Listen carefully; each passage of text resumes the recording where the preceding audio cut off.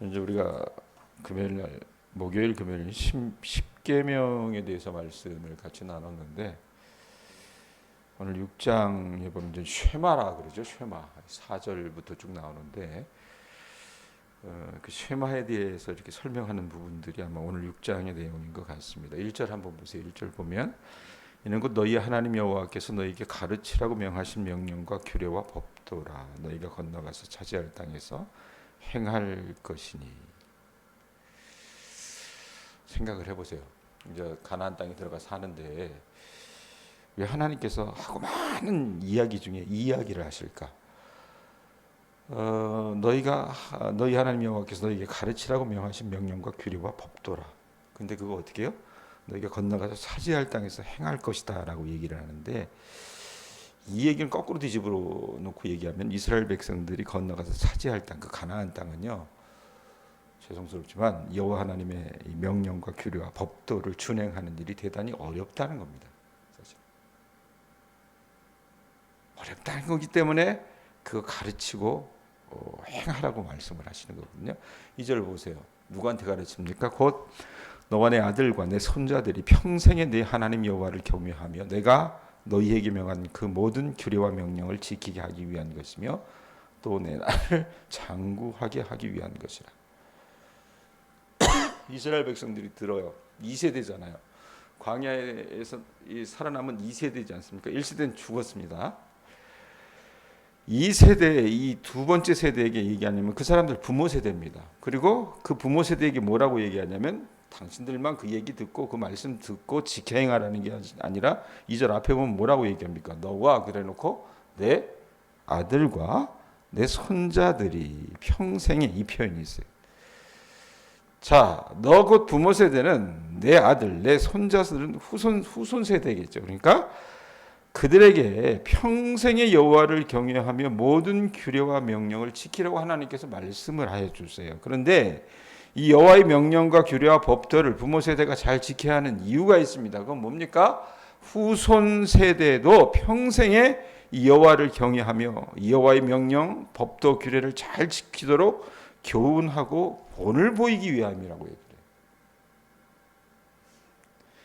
후손 세대가 여호와의 명령, 법도, 규례를 잘 지켜야 하는 목적이 있어요. 뒤에 보면 뭐라고 얘기합니까? 내가 너에게 명한 이 모든 규례와 명령을 지키게 하기 위한 것이며, 그러니까 뭐가 붙어요? 또 그러니까 뭐가 붙어요? 내 나를 장구하게 하기 위한 것이라.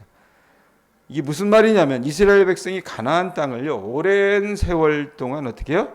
차지할 수 있도록 하기 위해서 하나님께서 이 명령과 규례와 법도를 지키라고 말씀하시는 거예요. 그러면서 3절에 뭐라고 얘기합니까? 이스라엘아, 듣고 삼가 그것을 행하라. 그리하면 뭐 한대요? 우리가 듣기 좋아하는 말이죠. 가장 듣기 좋아하는 말 뭡니까? 내가 복을 받고 내 조상들의 하나님 여호와께서 내게 허락하신 것 같이 젖과 꿀이 흐르는 땅에서 크게 번성하리라. 하나님의 말씀하시는 그 명령, 규례, 법도를 도대체 왜 지켜야 되는데? 근데 뭐라고 얘기해요? 그거 지키면 여호와 하나님께서 이스라엘 백성들에게 약속하셨어요. 502년 전에 어떤 약속을 하셨습니까? 조상 아브라함에게 분명히 그 가나안 땅을 주신다고 약속하셨잖아요. 그 땅 차지할 것뿐만 아니라 어떻게 그곳에서 말씀에 있는 것처럼 뭐라고 얘기합니까? 젖과 꿀이 흐르는 땅에서 뒤에 뭐가 붙어요? 내가 크게 번성하리라라는 표현이 있습니다. 그러니까 땅도 주시고요, 후손도 번성하게 하시는 거예요. 여러분, 이거 여러분 기도 제목 내려가면 나오는 거잖아요. 그죠? 안 그래요? 성경에도 나옵니다. 이렇게. 그러니까 하나님이 아브라함과 그 후손에게 주신 두 가지 약속이 있어요. 이게 뭡니까? 땅을 주신다는 거예요. 가나안 땅. 그 다음에 가나안 땅만 주신다는 것이 아니라 뭡니까? 후손까지 번성하게 해주시겠다는 겁니다. 근데 그건 어떻게 해야 여러분들요? 하나님께서 그 백성들에게 주신 십계명을 포함한 이 명령과 규례와 법도를 행할 때, 지켜나갈 때 그런 땅도 주시고 자손의 번성도 허락하신다라고 얘기를 해주시는 거예요. 여러분, 이스라엘 백성들이 그 가나안 땅을요 차지하고 오래도록 그곳에 살려면요, 그 땅에서 인구가 번성하고 강대한 공동체로 성장하려면요 어떻습니까? 호렙산에서 하나님께서 십계명을 포함해서 주셨던 그 법도, 규례, 명령을 지켜야 되는 겁니다. 신약의 율법 가지고 여러분 우리가 얘기하잖아요. 그리스도의 그 피가 그 구속의 은총은 소위 말하면 어떤 그 뭐가 없다라고 얘기하니까 다 그냥 우리가 생각하면 무임승차다. 아무것도 안 해도 돼. 이렇게 생각을 하는데 그건 아닙니다, 사실. 그 큰 은혜를 알면 여러분 어떻게 해요? 우리가 그렇게 살면 안 되죠. 4절 보세요. 제일 중요한 게 이제 오늘 4절하고 5절이에요. 4절로 좀 뭐라고 얘기합니까? 한번 읽습니다. 시작. 이스라엘아 들으라. 우리 하나님 여호와는 오직 유일한 여호와시니 너는 마음을 다하고 뜻을 다하고 힘을 다하여 내 하나님 여호와를 사랑하라. 자, 뭘 규례와 명령 법도 뭘 듣고 지키라는 얘기입니까? 그게 여러분 4절 5절이라는 거예요. 자, 들으라라고 하는 표현이 나오죠. 이게 히브리 말로 쉐마라고 하는 말입니다. 그러니까 신명기 이 말씀 여러분 꽤 길잖아요. 이 말씀의 모든 가르침을 그냥 딱 축약하라면 이 4절 5절이에요. 예? 자, 구체적으로 뭘 들으라는 얘기입니까? 뒤에 따라오는 말이 뭡니까? 들으라. 뭘 들으래요? 얘기합니다. 뭐라 그래요? 우리 하나님 여호와는 뭐래요? 오직 유일한 여호와시니 이런 표현이 있어요. 근동아시아에도 여러분 신이 많았잖아요. 고대 근동아시아에도. 제가 룻기 설교하면서 그랬죠. 그 사람들 여러 신들이 있었다고요. 근데 이 사람들이 생각하는 그 신관이 뭐라고 얘기했습니까? 자기 동네에서만 역사한다 그랬습니다. 진안의 신은 진안에만 역사하는 거예요. 예? 여기 넘어가지고 안성 넘어가면 진안의 신은 역사하지 않습니다. 장수로 넘어가면 역사하지 않아요. 힘을 못 써요. 그게 근동아시아 사람들이 갖고 있었던 생각인데 말씀에 보면 뭐라고 얘기해요? 오늘 보면 우리 하나님 여호와는 뭐래요? 오직 유일한 여호와시다라고. 그 사고관에 어떻게 전복을 그냥 주는 거예요. 뒤집어 엎는 겁니다. 예? 하나님은 그런 잡신들이 아니라는 얘기입니다. 오직 유일하신 여호와 하나님은 뭐냐면 지역을 초월해서 한 분 하나님으로 인정되고 고백되어져야 될 하나님이라고 얘기를 하는 거예요. 실제로 하나님 그렇게 하셨잖아요. 애굽에서 어떻습니까? 그 많은 신들 10가지 재앙을 통해서 애굽의 신들을 징벌하신 거예요. 하나님이 여러분 애굽 땅 가운데 역사하신 거잖아요. 하나님이 여러분 근동아시아의 신관을 보면 애굽에서 역사할 수가 없습니다. 메가리를 칠 수가 없어요. 왜? 자기 홈그라운드가 아니잖아요. 자기 본향이 아니잖아요. 그런데 그곳에서도 역사하셨다는 얘기입니다. 왜 그렇습니까? 말씀에 있는 것처럼 뭐라고 얘기해요? 우리 하나님 여호와는 오직 유일한 여호와시기 때문에 그렇다는 얘기입니다. 아셨어요?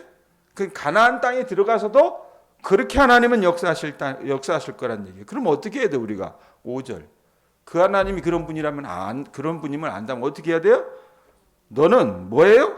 마음을 다하고 뜻을 다하고 힘을 다하여 내 하나님 여호와를 사랑하라. 자, 우리 하나님 사랑하라 그러잖아요.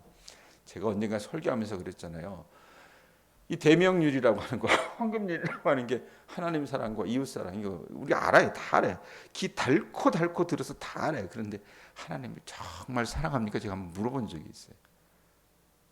사랑합니까? 그러면 사랑이해요. 정말 사랑합니까? 어떻게 정말 사랑한다는 겁니까? 말씀에 보면 뭐라 그래요? 마음을 다하고 뜻을 다하고 어떻게 해요? 힘을 다해요. 여러분 하나님이 유일하신 하나님이라고 하는 그 고백은요 우리의 전심과 충성과 사랑을 받을 그 하나님은 한 분 하나님이라는 얘기예요. 호렙산에서 모세와 이스라엘 백성들에게 나타나신 그 하나님밖에 없다는 고백입니다. 그러니까 모세와 이스라엘에게 당신 자신을 계시하신 하나님은 유일무이한 하나님이라고 제가 그랬잖아요. 열국의 신이라고 여러분 숭배하는 그 신들은 그 유일무이한 비길 데 없이 독특한 하나님 앞에서는 어떻습니까? 세상이 말하는 그 신들, 애굽의 신들, 근동아시아, 가나안의 신들은 가나안에도 신들이 있었을 거 아니에요. 대표적인 게 바알 이런 거 아닙니까? 백권사님 여기 봐 여기. 예? 그러면 그 신들은 뭡니까? 잡신이라는 얘기입니다. 그런 신들에 비하면 여러분 하나님은 비길 수 없는 신이에요.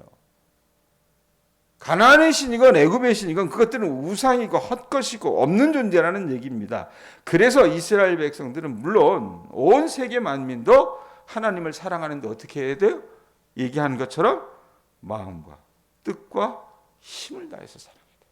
전심으로. 전심으로 사랑해야 됩니다. 하나님이 이스라엘을 온 마음과 뜻과 힘을 다하여 사랑한 그 사랑에 대한 응답이 뭡니까? 마음과 뜻, 힘을 다한 이스라엘의 사랑이어야 된다는 얘기입니다. 하나님은 여러분 그 백성을 어떻게 사랑해 주셨어요? 나 너 요만큼만 사랑해 줄게 이렇게 하신 거예요?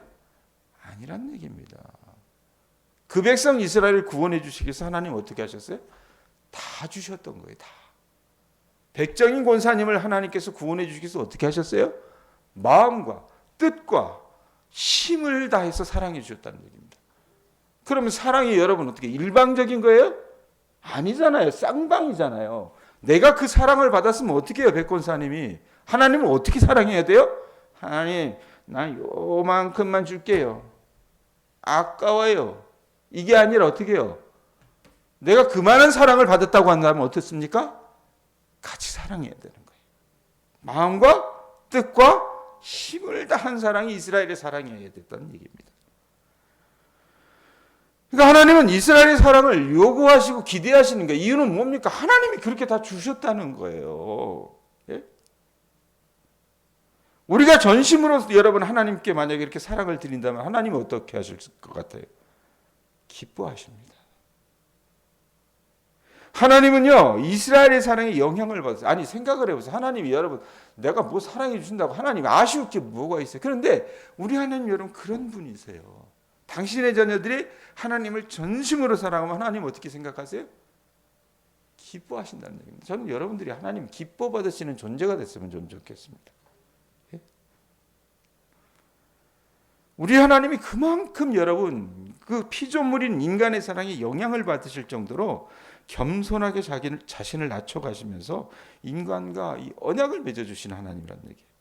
이게 기가 막힌 여러분 하나님의 사랑이고 겸손이라고 말입니다. 자, 여러분 이 땅 살아나가시면서 어떻게 하시겠어요? 하나님은 어떻게 사랑해야 돼요? 조금? 만큼? 예? 어떻게 사랑해야 돼요? 마음과 힘과 뜻을 다하여 사랑하실 수 있기를 바랍니다. 아셨어요? 그러려면 어떻게 해야 돼요? 6절에서 9절. 어떻게 되냐? 자, 오늘 내가 내게 명하는 이 말씀을 너는 마음에 새기고 내 자녀에게 부지런히 가르치며 집에 앉았을 때에든지 길을 갈 때에든지 누워 있을 때에든지 일어날 때에든지 이 말씀을 강론할 것이며 너는 그것을 내 손목에 매며 기호를 삼으며 내 미간에 붙여 표를 삼고 내 집 문설주 바깥문에 기록할지니라. 자, 보세요. 오늘 내가 내게 명하는 이 말씀을 어떻게 하래요? 마음에 새기라. 이 마음이 뭐예요? 심장이에요.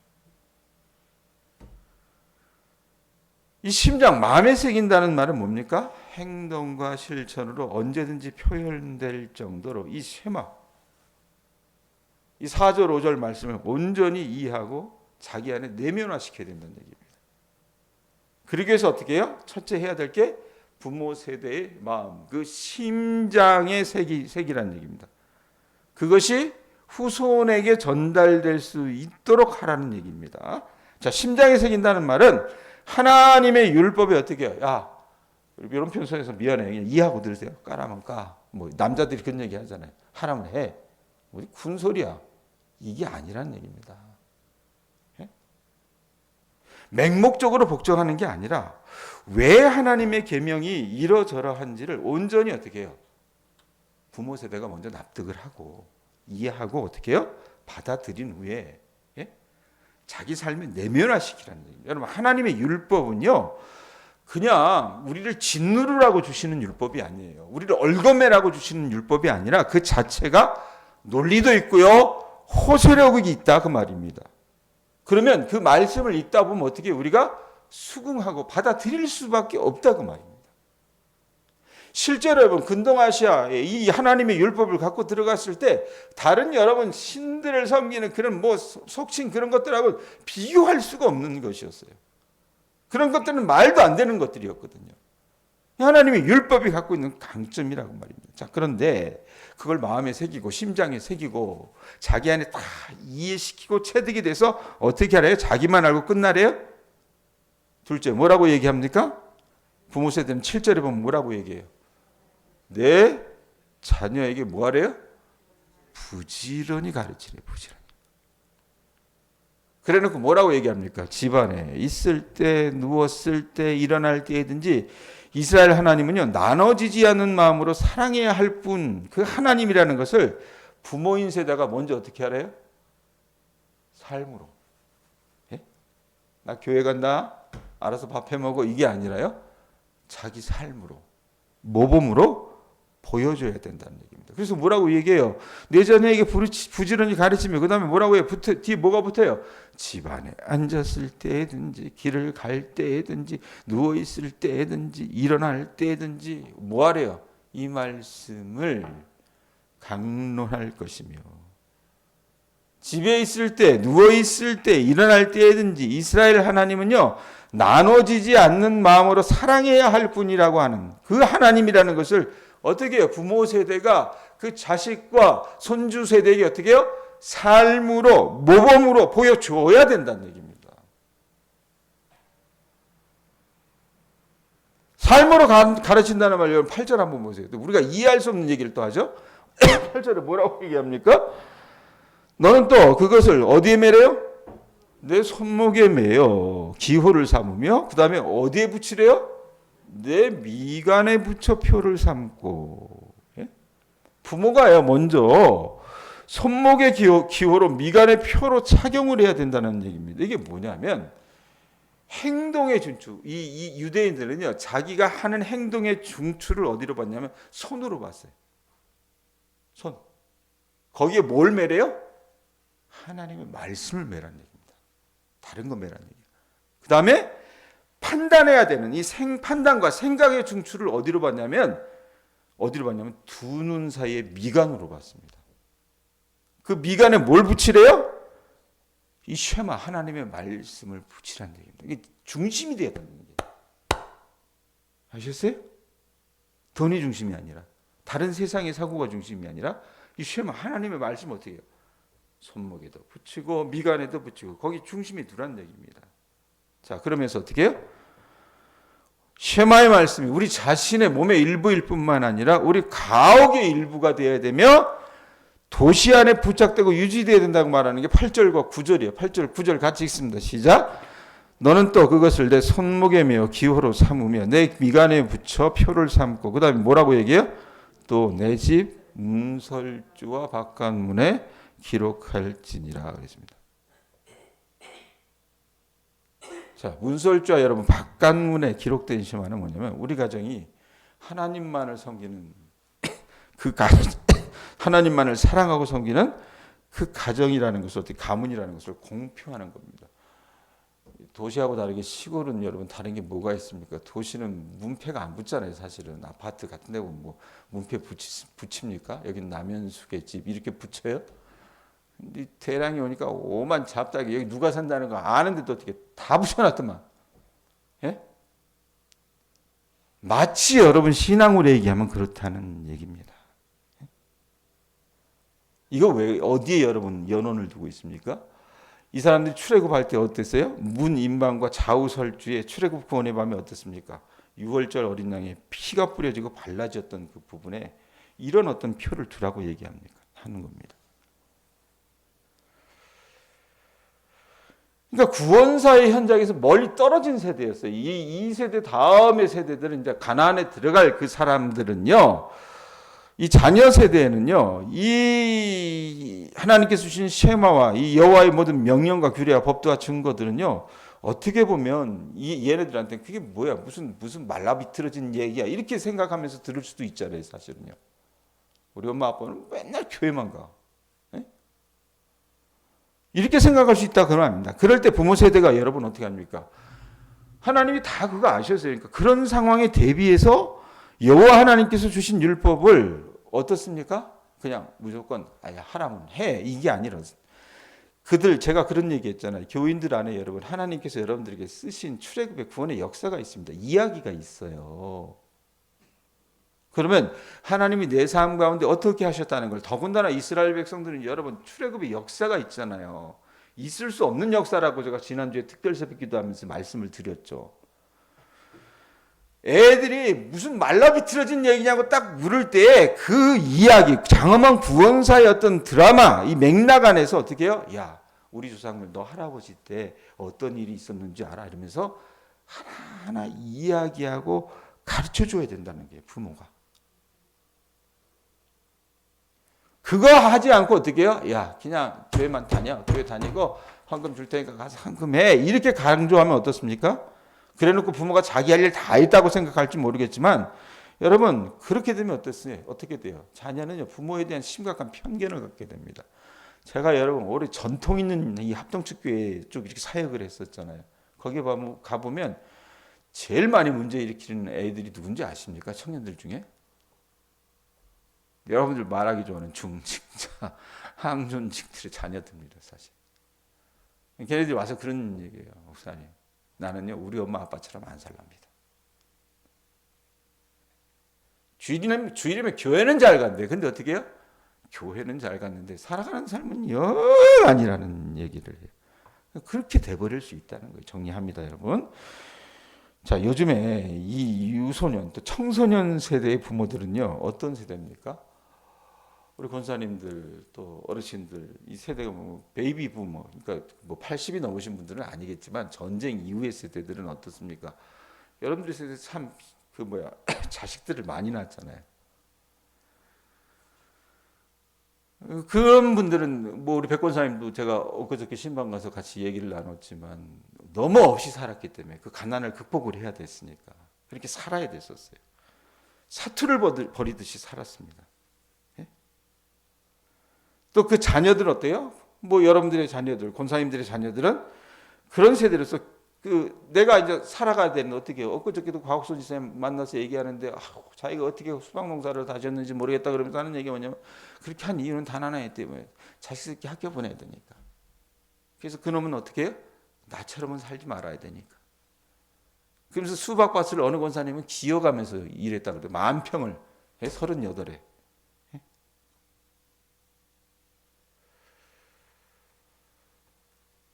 자, 그런데 여러분 어때요? 그런데 그렇게 하면서 우리가 여러분 그들에게 신앙의 그 본체를 가르쳐 줘야 되는데 부모의 열심이 잘못된 건 아니었겠죠. 이놈들 잘 되라고 했는데 웃긴 건 뭡니까? 얘네들에게 비춰진 여러분 우리들의 신앙의 모습은 기복적인 신앙이 되어버리는 거예요. 그냥 현세적인 신앙으로 그렇게 받아들여졌어요. 그래서 어떻습니까? 풍요와 안락함을 우리가 얻기 위해서 짐승처럼 일하면서 기독교 신앙의 가장 근본인 게 뭡니까? 우리 아버지 엄마는 그렇게 말씀대로 살아나가는가? 삶 속에서 공평과 정의를 행하는가? 자비와 공동체적인 어떤 우애의 윤리를 행하는가? 안 읽을 때가 많거든요. 자녀들에게 여러분 우리가 모본의 모습을 보여주지 못할 때가 많았다 그 말입니다. 그러니까 하나님의 법도와 명령과 규례를 지킨 세대가 적게 되고요. 건성으로 그냥 교회 출석하고 어느 정도 교회 다니다 보면 장로가 되고 안수집사가 되고 권사가 되고 이러는 거예요. 그러다 보니까 여러분 우리 시골은 모르겠어요. 도시의 중대형 교회 이렇게 가보면요. 제가 예전에 연희동에 있을 때 그랬어요. 그 부모들의 여러분 유일한 꿈이 뭡니까? 자녀를 명문대학 보내는 겁니다. 만약에 못 보내면 어떻습니까? 그 부모의 신앙에 문제가 있는 거예요. 그리고 기도가 부족한 사람으로 여겨집니다. 그래서 여러분 어떻게 돼요? 제가 그 주일학교애들 이렇게 가르칠 때는 불과 한 10수년 전만 해도 어떤 건지 아십니까? 그때부터 그랬어요. 그때부터. 시험 있거나 여러분 주일날 학원 가야 되면 어떻습니까? 아이들이 예배에 출석해서 말씀 듣고 예배 드리는 건 어떻게 2차적인 게 돼버렸어요. 그래 놓고 나서 지금 와서 뭡니까? 교회 청년들이 떠났다. 애들이 없다. 이래야 될 일이 뭐가 있냐 그 말입니다. 부모가 본을 보이지 못했는데. 목사님 우리 애 학원 보내야 돼요. 이러면서 어떻게 해요? 다 빼버렸다는 얘기입니다. 자 그렇게 보면 여러분 그런 상황 속에서 오늘 말씀 보면 뜬구름 잡는 것처럼 보여진다 그 말입니다. 자 그런데 오늘 말씀은 하나님 그거 알매도 불구하고 이 말씀을 믿는 사람들의 여러분 도전이 여기서부터 저는 시작이 돼야 된다고 생각을 해요. 자 사람들이 세상 사람들이 그렇다 하더라도 어떻게 해요? 나는 하나님 한 분만을 사랑하고 섬기는 그 삶이 어떻게 보면 세상 사람들이 우리를 패배자처럼 여기고 그냥 그냥 이상한 사람으로 여기는 것처럼 보이지만 그래도 그 하나님의 말씀이 우리를 이끌어가는 그 추동력이 된다라고 생각을 하고 악에 빠지지 않고 이 세상을 이길 수 있는 삶이라는 것을 보여주는 믿음대로 사는 사람이 누가 돼야 돼요? 여러분들이 되셔야 된다는 얘기입니다. 그거 안 하니까 어떻게 해요? 내 새끼들이 내 맘대로 사는 거예요. 제 얘기해서 미안해요. 설교를 길게 하는데 미안합니다. 내가 우리 집사람하고 저하고요 한 10수년의 광야 생활을 하면서 제일 감사한 게 뭔지 아십니까? 애가 명문대에 들어갔다고? 아니에요. 생각을 해보세요. 어떨 때는 정말 때거리도 없이 그냥 살았어야 됐었어요. 중국에서 막 들어왔을 때. 제일 불안했던 게 뭐냐면은 이 아이들이 이런 것들을 보면서 믿음을 잃으면 어떻게 할까? 난 그게 제일 불안했어요, 사실은. 은빈이를요 여기 내려오면서도요 제가 제일 걱정했던 건 뭐였냐면 얘가 학교를 다녀야 되는데 어디를 보내야 될까? 이게 아니라요. 아빠하고 엄마하고 떨어지면 얘 믿음 생활이 어떻게 될까? 그걸 고민했기 때문에 제가 믿고 맡길 만한 선배 교회에 먼저 데리고 가서 인사를 시키고 그분에게 부탁을 했던 겁니다. 제일 감사했던 건 뭐냐면 이 아이들이 신앙을 지켰다는 거예요. 말씀 맺습니다, 여러분. 오늘 이 말씀 듣는 우리 모든 교우들이 여러분 삶 가운데서 하나님을 어떻게 해요? 마음과 뜻과 정성을 다해서 지켜나가실 수 있는 주님의 자녀들 되셨으면 좋겠습니다. 아셨어요? 그냥 우러났으면 좋겠어요. 그냥 남면 속 이렇게 꾹 치면 어떻게 해요? 저 사람 예수님 닮은 사람이다. 이렇게. 네? 우리 교인들이 다 그렇게 됐으면 좋겠어요. 그러려면 어떻게 하셔야 돼요? 하나님을 정말 참되게 신앙하실 수 있기를 바랍니다. 여러분들이 그렇게 하나님 앞에 반응하고 그렇게 여러분들이 미간에도 붙이고 손목에도 하면서 그냥 집 안방 문설주 이렇게 두르면서 그렇게 살아나간다면요. 이제껏 우리를 떠났던 자녀들이 여러분들의 삶을 보고 돌아오게 될 줄로 믿습니다. 아셨죠? 그런 일들이 우리 가운데 있을 수 있기를 예수님의 이름으로 축원드립니다. 기도하겠습니다.